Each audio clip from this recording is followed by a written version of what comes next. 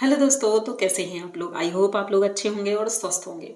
दोस्तों भाई मज़ा आ रहा है क्योंकि भाई फंक्शन इतना आलीशान है और इतना मज़ेदार वह कॉमेडी भी हो रही है, सब कुछ हो रहा है क्योंकि बहुत से लोग वहाँ पहुँच गए हैं।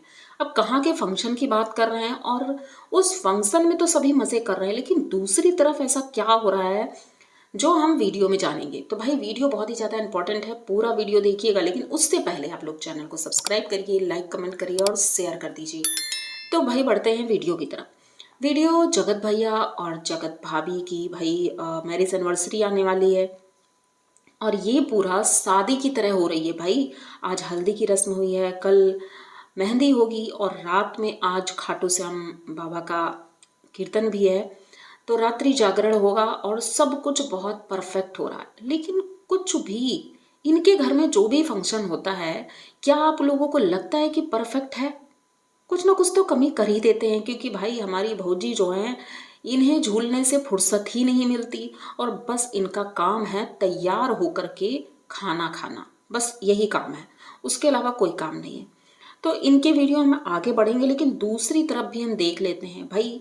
जगत दीदी का वीडियो आया कल का, बहाना उन्हें मिल गया कि शिव जी की बारात जा रही है, हल्दी मेहंदी हो रही है।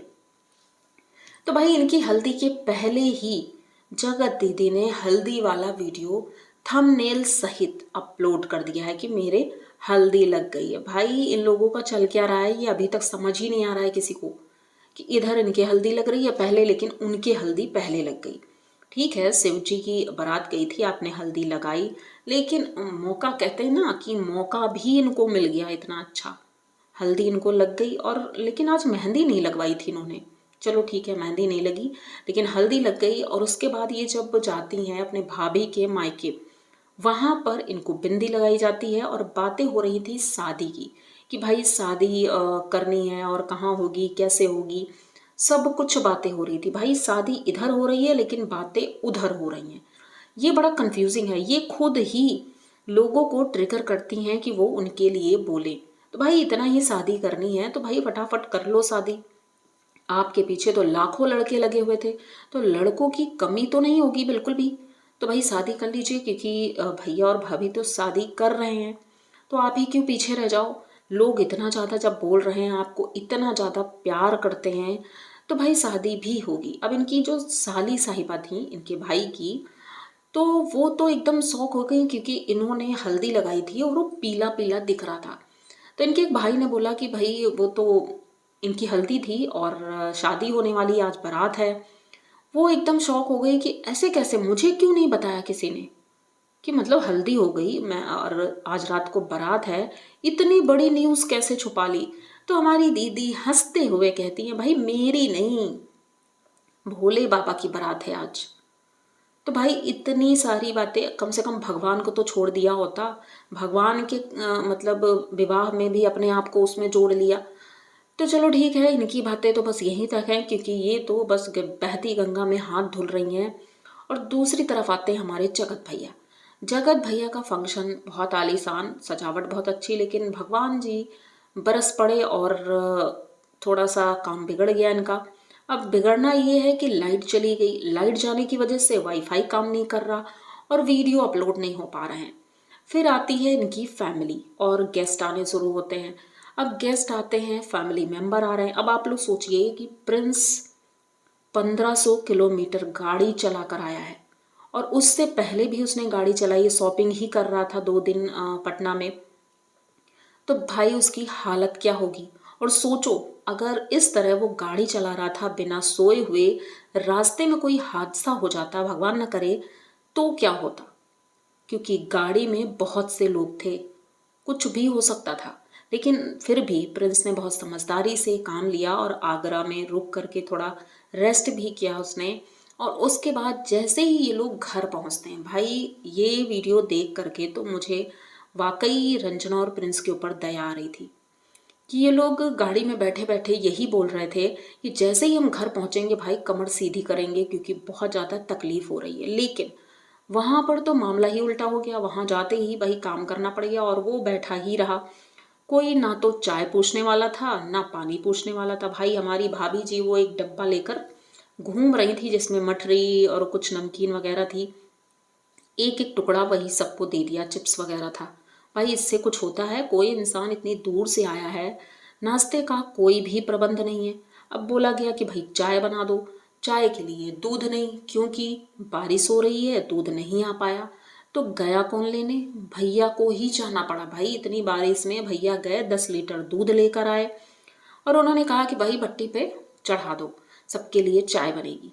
अब चाय तो बाद में बनी, पहले फिर सबने खाना वाना खाया, नहा धो करके खाना खाया और उसके बाद चाय बनी। लेकिन इन्होंने ये नहीं सोचा कि सारे दूध की इन्होंने चाय बनवा दी। अब बच्चे दूध क्या पियेंगे, क्योंकि छोटे बच्चे भी हैं कुछ लोगों के, जैसे कि टिक्को जी का लड़का है। तो भाई टिक्को जी किचन में पहुंचती हैं अपने बच्चे के लिए दूध लेने के लिए, पता चलता है दूध तो है ही नहीं। और हम हमारी जो भौजी हैं, ये वहीं पर झूमती हुई खड़ी रही। इन्हें तो जैसे कुछ पता ही नहीं, पार्टी जैसे लग रहा दूसरे के घर में है और ये खुद मेहमान बनकर गई हैं। कहती पता नहीं क्या हुआ है, बारिश भी हो रही है, दूध खत्म हो गया है, दूध है ही नहीं। भाई इनका फिर से शुरू हो गया है, पिछली बार वाली पार्टी वाला हाल हो रहा है फिर से। खाने के लाले हो रहे हैं और खाने में भी इन्होंने दाल चावल सब्जी बनवाई है, रोटी तो दिखी नहीं कहीं से, पता नहीं। अब कुछ लोग हैं जो रोटी खाते हैं, चावल नहीं खाते हैं। और खाना इस तरह से खा करके वो, भाई उन्हें वीडियो भी बनाना है, डांस भी करना है, पूरा दिन इस तरह से कैसे रहेंगे? भूख तो भाई सबको लगती है। और हमारी भाभी जो बड़ी बुआ हैं, बुआ जी के पैर दबा दबा के छू रही थी और कह रही थी मैं अपना 100% दूंगी बुआ को, इन्हें किसी चीज़ की कोई कमी नहीं होगी। अरे भाई 100% तो दोगी, लेकिन पहले उन्हें खाना दो, बेचारी भूखी हैं वो, 2 दिन से सफ़र कर रही हैं, रास्ते का खाना उल्टा सीधा, उन्होंने ज़्यादा कुछ खाया भी नहीं था, उन्हें भूख लगी होगी। लेकिन मैडम ने कुछ भी नहीं पूछा, चाय तक नहीं पूछी। और फिर आती हैं इनकी सासू माँ।